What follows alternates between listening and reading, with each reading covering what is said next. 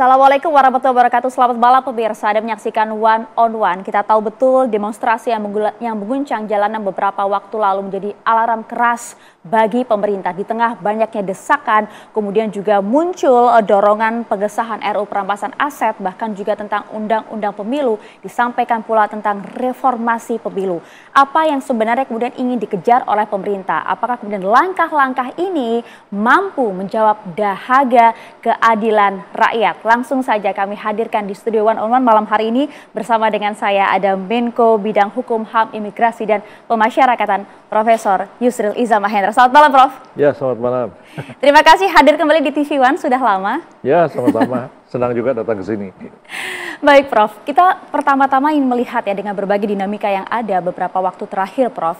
Dari pandangan Anda, sebenarnya bagaimana sih kondisi negeri ini, Prof? Ya, negara ini punya potensi besar untuk berkembang maju, tapi juga mempunyai banyak masalah yang perlu diselesaikan.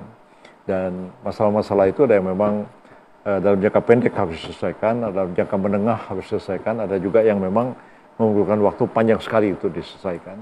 Saya kira apa yang menjadi tuntutan rakyat yang kemarin itu muncul dalam bentuk banyak sekali demonstrasi di berbagai daerah ya, ketidakpuasan terhadap Pemda, terhadap kepala daerah yang dianggap arogan, kemudian transfer ke daerah-daerah yang berkurang, akibatnya kemudian daerah menggali sendiri, pendapatan menaikkan PBB, jadi semua membuat dampak yang cukup besar bagi kehidupan rakyat kecil, terutama di daerah sampai ke kampung-kampung, dan kelompok-kelompok masyarakat itu menyuarakan pikirannya melalui media sosial, kemudian juga aktivis-aktivis di kampus menyuarakan itu di berbagai tempat, sampai ke aksi unjuk rasa, yang intinya sebenarnya mereka menyuarakan keinginan mereka terhadap satu perubahan dan ketidakpuasan yang ada di masyarakat. Nah, itu yang sudah terjadi, dan tuntutan-tuntutan itu tentu diperhatikan oleh pemerintah dan direspon positif oleh pemerintah sebenarnya.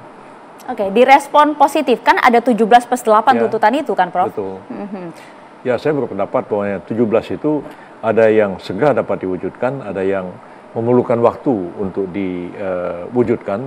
Yang memerlukan waktu itu misalnya reformasi terhadap DPR sendiri ya, reformasi terhadap kepolisian.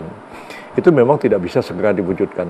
Oleh karena untuk melakukan reform terhadap DPR itu tentu harus sedikit-dikitnya 3 undang-undang harus diamandemen. Pertama adalah undang-undang pemilu, undang-undang partai politik, kedua undang-undang pemilu, dan yang ketiga adalah undang-undang Susduk yang mengatur tentang DPR itu sendiri.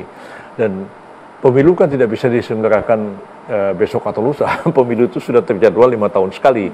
Jadi kalau tuntutan itu ingin segera diwujudkan segera, itu kelihatannya berat sekali ya. Apalagi mekanisme sudah mengatakan itu harus dilakukan 5 tahun sekali. Jadi masih menunggu. Tetapi kalau reformasi terhadap kepolisian itu kan memang merupakan satu tuntutan yang mendesak ya. Karena memang sejak tahun 2002 pada waktu itu, 2022 ya, pada waktu itu sudah mulai dilakukan, bukan 2022, memang betul-betul 2002 ya, pada waktu 2002. Ibu Megawati menjadi presiden, kita membahas RUU tentang kepolisian negara ya, yang kemudian menempatkan polisi itu di bawah presiden, dipisahkan dengan TNI, tapi sekarang kemudian banyak sekali kritik terhadap Polri, dan saya kira memang Anda kan salah satu yang mendorong juga untuk melakukan satu reformasi. Ya, karena saya sendiri yang pada waktu itu mewakili pemerintah membahas RUU tentang Polri itu di DPR sampai selesai ya. Saya bersama-sama dengan Pak Matori Abdul Jalil dan Pak Bimantoro pada waktu Kapolri sampai selesai. Tapi setelah 20 tahun lebih ya, saya kira sudah saatnya undang-undang kita evaluasi untuk kita lakukan revisi terhadap undang-undang Polri itu sendiri. Bagian-bagian poin-poin apa yang menurut Anda nampaknya sudah harus ada perubahan, reformasi di sana? Ya, polisi itu kan sudah dipisahkan dari TNI, jadi bukan lagi tentara. Kalau dulu masih zamannya Orde Baru, polisi dengan tentara itu menjadi satu. Makanya di DPR ada fraksi ABRI pada waktu itu. Tapi kita akhirnya memisahkan antara TNI dengan Polri. Dan TNI ini diberikan tempat begitu tingginya, dia tidak disamakan dengan Angkatan Darat, Laut, Udara, yang bertanggung jawab kepada Panglima TNI, tapi polisi ini bertanggung jawab tuh langsung kepada Presiden. Jadi kedudukannya antara polisi dengan tentara itu sejajar. Nah, tapi setelah 20 tahun berjalan, tidak semua tuntutan keinginan kita pada tahun 98 ya, tahun 2002 itu segera terwujud. Misalnya kita ingin polisi kita yang betul-betul berwajah sipil dan tidak lagi berjiwa militer, itu tentu berimplikasi kepada kurikulum pendidikan. Bagaimana mendidik polisi beda dengan mendidik tentara, kan begitu. Dan di samping itu juga semangat sipilnya itu harus dibangun ya. Nah, dan apakah kemudian sekarang ini juga tentara ini kan, polisi ini kan masih pakai pangkat-pangkat juga ya. Apakah nggak ada pangkat seperti mencerminkan mereka masih seperti militer juga? Saya kira itu memang harus dikaji ulang, dan terutama juga tindakan-tindakan polisi dalam aspek menegakkan keamanan ketertiban. Itu sering juga dianggap ini nggak banyak bedanya dengan gaya-gaya tentara. Nah, seperti itu. Cukup banyak berarti perombakan yang kemudian akan dilakukan di institusi karena polisi. itu Pak Presiden sampai melantik Pak Ahmad Doviri ya sebagai penasihat beliau, yang antara lain juga akan memberikan masukan dalam rangka reformasi kepolisian. Dan beberapa hari yang lalu Pak Presiden juga bicara dengan saya juga, mengatakan bahwa sebentar lagi kita akan membentuk satu komite reformasi kepolisian yang mungkin akan dibentuk, kata Pak Presiden, itu sekitar 3 minggu lagi dari sekarang. Jadi mungkin pada pertengahan bulan Oktober akan dilantik Komisi Kepolisian itu untuk mengkaji secara mendalam terhadap problema yang dihadapi oleh Polri, dan bagaimana caranya kita menciptakan Polri yang betul-betul diharapkan oleh seluruh rakyat yang berwajah sipil dan betul-betul menjalankan tugasnya sebagai aparatur penegak hukum dan penjaga keamanan dan ketertiban, dan jauh daripada tindakan-tindakan yang cenderung militeristik yang masih dirasakan oleh masyarakat tuh masih seperti itu juga Polri kita sekarang. Oke, Prof. Yusril, saya tertarik dengan pernyataan Anda tadi bahwa nampaknya pemerintah kan saat ini memang fokus terhadap tuntutan yang kemudian diajukan juga oleh masyarakat beberapa waktu lalu, salah satunya juga soal adanya perombakan di tubuh institusi Polri tersebut. Tapi Kapolri juga sampaikan, kami terbuka, kami menerima berbagai saran, masukan untuk perbaikan di tubuh institusi Polri itu sendiri. Tapi tadi Anda sempat sampaikan ada problema polisi. Memang sebenarnya seperti apa sih, cukup parahkah kondisi Polri kita saat ini, baik dari segi kedekatan dengan masyarakat, dari segi strukturnya, terlebih juga dari penentuan kebijakan hukumnya?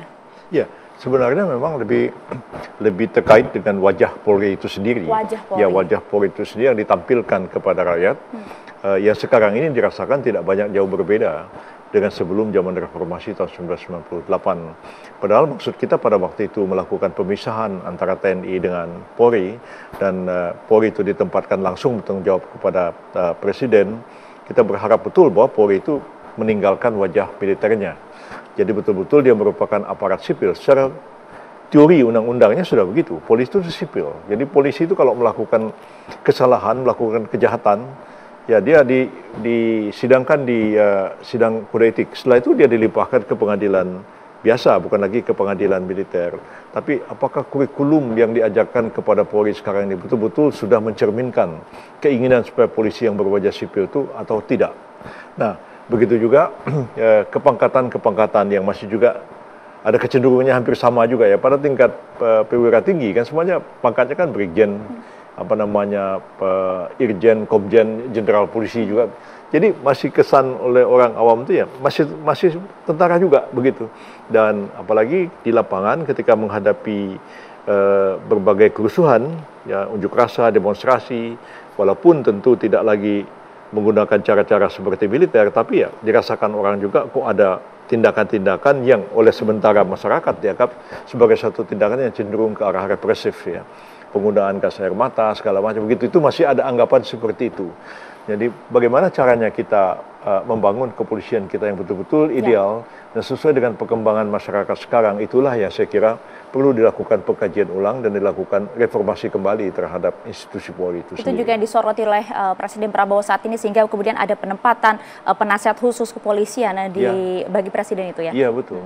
Karena sampai dilantik seorang penasihat khusus dan memang menunjukkan bahwa memang itu ada satu isu yang sangat penting di sana. Pak Presiden punya penasihat ekonomi, penasihat keamanan, ada penasihat politik dan lain-lain yang semuanya itu saya kira dirasakan penting oleh Presiden untuk memberikan satu masukan kepada beliau. Jadi Pak Ahmad Doviri mantan Wakapolri yang selama ini kita kenal punya integritas yang cukup tinggi dan mempunyai wawasan yang cukup luas tentang politik. Saya kira tepat ditunjuk Presiden untuk menjadi penasihat itu. Dan saya kira masukan-masukan yang beliau berikan itu akan sangat membantu Presiden dalam mencari jalan keluar terhadap sejumlah permasalahan yang dihadapi oleh Polri sekarang. Ya, mencari jalan keluar dari berbagai permasalahan, salah satunya kalau kita tahu dengan aksi demonstrasi di jalanan beberapa waktu lalu kan ada tuntutan, bahkan juga sempat ada wacana yang dikeluarkan dari pemerintah untuk membentuk tim gabungan pencari fakta. Namun kemudian belakangan dikonfirmasi bahwa tidak mungkin kemudian dibentuk TGPF ini dan juga sudah ada langkah-langkah tersedia yang akan dibentuk oleh pemerintah. Apa alasan dibalik tidak dibentuknya TGPF ini, Prof? Dijawabnya sesaat lagi. Kami jeda dulu. Kami kembali untuk Anda. Tetap bersama kami di One on One.